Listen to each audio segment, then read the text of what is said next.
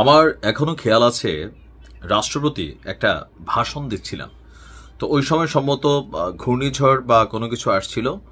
তো পাশ থেকে ওনাকে একজন আর্মি অফিসার বলছিল যে স্যার ঘূর্ণিঝড় আসছে। তো তিনি এতটাই সাহসী হাসতে হাসতে বলছিলেন আমি নিজেই তো সাইক্লোন, তুফান, তারপর হচ্ছে কি জানি সুনামি, আগাগোড়া মানে পা থেকে মাথা পর্যন্ত কলিজায় ভরপুর কিন্তু আমাদের বর্তমান রাষ্ট্রপতি শাহাবুদ্দিন ওরফে চুপ্পু সাহেব।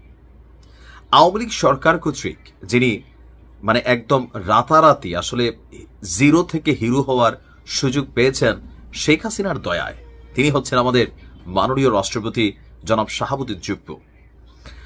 তো এই যে গত এক বছর রাষ্ট্রপতি শাহাবুদ্দিন চুপ্পুর উপর ঝড় বয়েছে, সাইক্লোন, টর্নেডো, অনেক কিছু বয়ে গেছে। তবে বিএনপির কারণে কোথাও না কোথাও তিনি কিন্তু তার এই পথটাতে এখনো আসীন আছেন।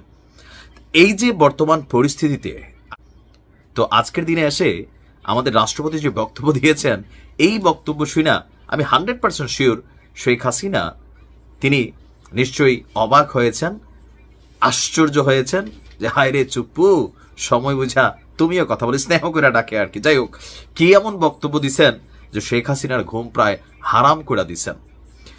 রাষ্ট্রপতি শাহাবুদ্দিন চুপ্পু বলছেন জুলাই গণ অভ্যুত্থান ছিল দীর্ঘদিনের বঞ্চনা, দুঃশাসন, দুর্নীতি, লুটপাট, গুম, খুন, অপহরণ, ভোটাধিকার হরণ সহ সব ধরনের অত্যাচার, নিপীড়নের বিরুদ্ধে তরুণ প্রজন্ম এবং আপামর জনতার ক্ষোভের বিস্ফোরণ।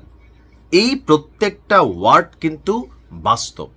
এখন আওয়ামী লীগের যারা ফ্যান ফলোয়ার আছে বা আমরা যারা বিভিন্ন দলগুলোর সাপোর্টার আছি, আমরা মনে করি যে না ভাই, আমার নেতা বা আমার নেত্রী ক্ষমতায় থাকাকালীন যা করতেছে সবই জায়েজ। এই সেন্সে কারা থাকে যারা দল ক্ষমতায় থাকলে সুবিধার ভাগিদার হয়, কিন্তু আবার যারা সুষ্ঠু রাজনীতি পছন্দ করে, যারা মনে করে রাজনীতির মানে হচ্ছে দেশ সেবা, জনসেবা, তারা কিন্তু এই জিনিসগুলোকে পছন্দ করে না।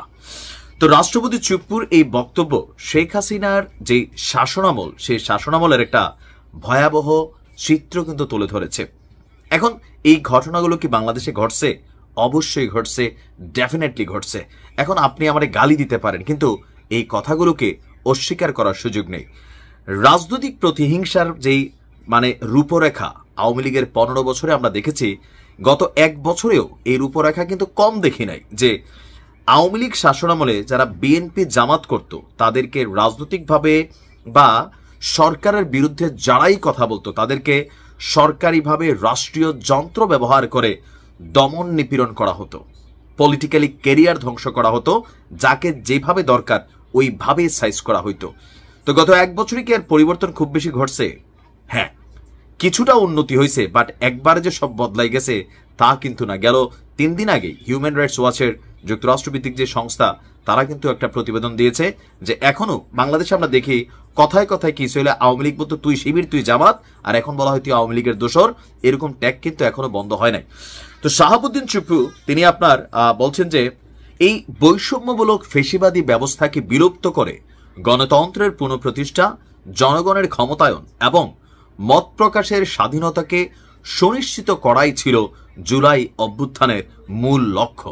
আর এই বক্তব্য দেওয়ার পরে যেই পত্রিকাগুলোতে এই নিউজটা হয়েছে, শাহাবুদ্দিন চুপ্পুর 14 গোষ্ঠী আওয়ামী লীগের নেতাকর্মীরা উদ্ধার করছে। কেউ বলছেন মির্জাফর, কেউ বলছেন বিশ্বাসঘাতক, কেউ বলছেন বেঈমান। কিন্তু আপনি ভাই একবার চিন্তা করছেন, আপনি যদি চুপ্পু সাহেবের জায়গায় থাকতেন, আপনি আরো 2 লাইন বেশিই বলতেন। কারণ জলে বসবাস করে আপনি কুমিরের সাথে পাঙা নিবেন, এটা কিন্তু সম্ভব না। এই মুহূর্তে রাষ্ট্রপতির যে বর্তমান অবস্থা, তিনি কিন্তু জলের মধ্যে আছেন, আর আশপাশে যারা আছেন তারা ওনারে দিয়ে কি কি করাইতে পারেন বা কোন ধরনের চাপ প্রেশার তিনি নিচ্ছেন, এই বিষয়টা একমাত্র এক আল্লাহ পাক জানে। দ্বিতীয়ত চুপ্পু সাহেব ছাড়া আর কেউই জানে না। তবে ওনার কথাগুলো কিন্তু সত্যি ছিল। ভালো থাকুন, আসসালামু আলাইকুম।